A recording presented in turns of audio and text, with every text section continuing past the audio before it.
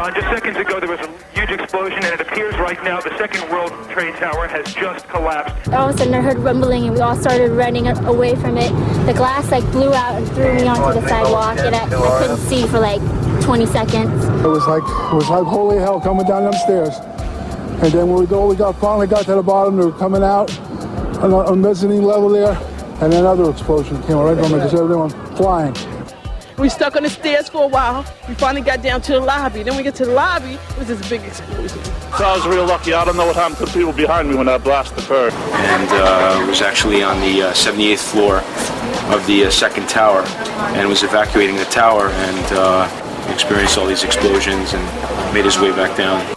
We presume because of the initial explosion there may have been secondary explosions as well that were detonated in the building by these terrorists. There was a secondary explosion, probably a device either planted before or on the aircraft that did not explode until an hour later. I heard a second explosion and another rumble and more smoke and more dust. I ran inside the buildings, the chandelier shook, and again black smoke filled the air. Within another 5 minutes we were covered again with more silt and more dust. And then a fire marshal came in and said we had to leave because if there was a third explosion, this building might not last. Eyewitnesses also reported that explosions had taken place in lower levels of both the North and South Tower. They were having coffee in the World Trade Center when the first plane struck. And all of a sudden it sounded like, I don't know where the subway is, but it sounded like a subway collision, a bomb, and it was just pounding, boom, boom, boom, and I literally thought the subway had exploded. And the ladies that are with me were in the World Trade Center in the first building and escaped through the lobby where they report that they believe there was a bomb in the lobby. Just get out of the tunnel and the blue. The subway tunnel? Yeah. Yes, I was right there. I was down in the basement, came down, all of a sudden the elevator blew up, smoke. I dragged the guy out, his skin was hanging off, and I dragged him out, and I helped him out to the ambulance. And when I got up to the concourse level, it was just like, you know, like gunfire, and then just three big explosions. And even the turnstile was burnt and was sticking up, and they just told us to run. I heard the first explosion, and the elevator blew up. And as we were coming out, we passed the lobby. There was no lobby. So I believe the bomb hit the lobby first, and a couple of seconds then the first plane hit. Firefighter John Schroeder arrived in the lobby of the North Tower shortly after the first plane struck. So we're standing there in the lobby, we're getting all together. All of a sudden, we hear... I look down to my right, and the elevators exploded, something out of like a Bruce Willis Die Hard movie. People just come running out of the elevators on fire, fireballed. I mean, it was like, what is going on here? There's something's up here. I mean, the plane's up there, now there's fire down here. People run around all on fire. This is crazy. So we were heading up to the 24th floor of the stairwell, and all of a sudden we heard, Mayday, Mayday, second plane, second plane. Swift, we're looking at each other like, come on, second plane? There's no way there's a second plane. Within seconds, our building got rocked. We got bounced around in the stairwell like pinballs, man. And we just said, you know what? Time to go. We got down to the lobby, and everything was blown out, exploded. Everything was... And we were the only ones in the lobby now. We're going, wait a second here. Where is everybody? Because the building was coming down the outside. They moved the command post to World Trade Center, too. So now we're like, we didn't get no, where is everybody?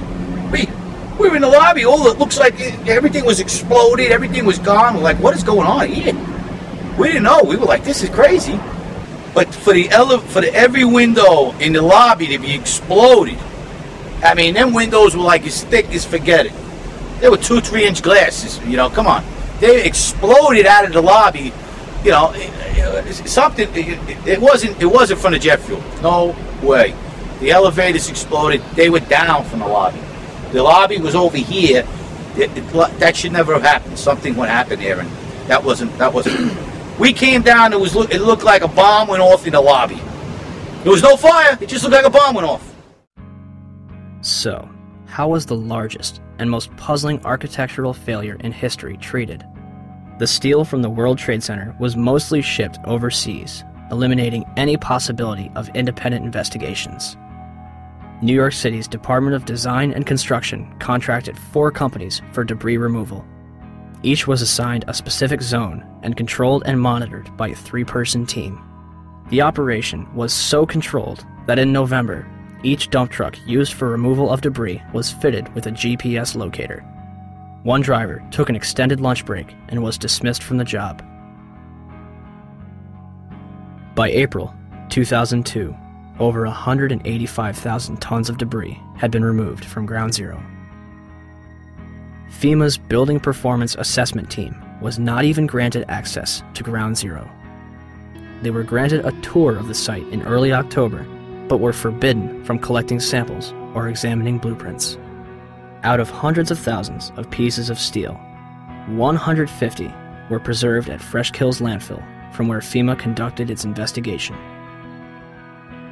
When the Twin Towers came down, they released over 500 tons of pulverized asbestos into lower Manhattan, along with lead, barium, mercury, chromium, copper, and several other toxic chemicals. 425,000 cubic yards of concrete is pulverized. 600,000 square feet of glass is turned into dust. During the World Trade Center's construction, spray-on fireproofing comprised of concrete and asbestos was placed on the core columns. When asbestos was outlawed in 1971, they ceased this procedure at the 64th floor of the South Tower. The Port Authority eventually realized that the asbestos presented a problem, and demolition was not an option. In 1989, the Port Authority estimated the removal of asbestos from both the World Trade Center and LaGuardia Airport would have cost up to $1 billion. By 2001, the cost for the World Trade Center buildings alone would have met or exceeded $1 billion. This money would sadly not be needed. Although it was clear that the air was not safe to breathe, the public was urged to return to Lower Manhattan. Wall Street opened back up on September 17th, and children were allowed to go back to school. Firefighters, police, and rescue workers were allowed to toil in lethal conditions using paper masks from Home Depot, while government officials walked around in hazmat suits. My name is John Field. I was hurt at Ground Zero during the cleanup.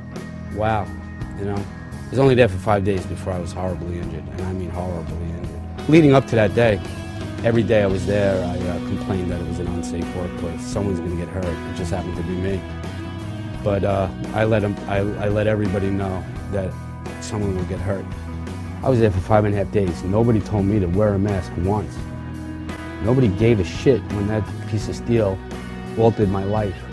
But like the thousands that are suffering and sick, I didn't roll over and play dead. And I know human life takes a backseat to the almighty dollar, and that's what makes this country roll and run, is the almighty dollar. But you guys somewhere along the line lost your credibility with me. The Environmental Protection Agency, under direct orders from the White House, told New Yorkers that the air was safe to breathe. The administrator at the time, Christine Whitman, issued an internal memo on September 12th, declaring that all statements to the media should be cleared through the National Security Council before they are released. So what happened? The White House changed EPA press releases to add reassuring statements and delete cautionary ones. September 13th, the EPA draft release, never released to the public, says EPA testing terrorized sites for environmental hazards. The White House changes that to EPA reassures public about environmental hazards. September 16th, the EPA draft says recent samples of dust on Water Street show higher levels of asbestos. The White House version? New samples confirm ambient air quality meets OSHA standards and is not a cause for public concern. And the White House leaves out entirely this warning, that air samples raise concerns for cleanup workers and office workers near Water Street. Why all these changes? We were told that a desire to reopen Wall Street and national security concerns were the reasons for changing the press releases. Christy Todd Whitman should be in jail for manslaughter. Christy, go to jail. Do not piss. Go. Just go to jail. Lock yourself up. When I said that, everybody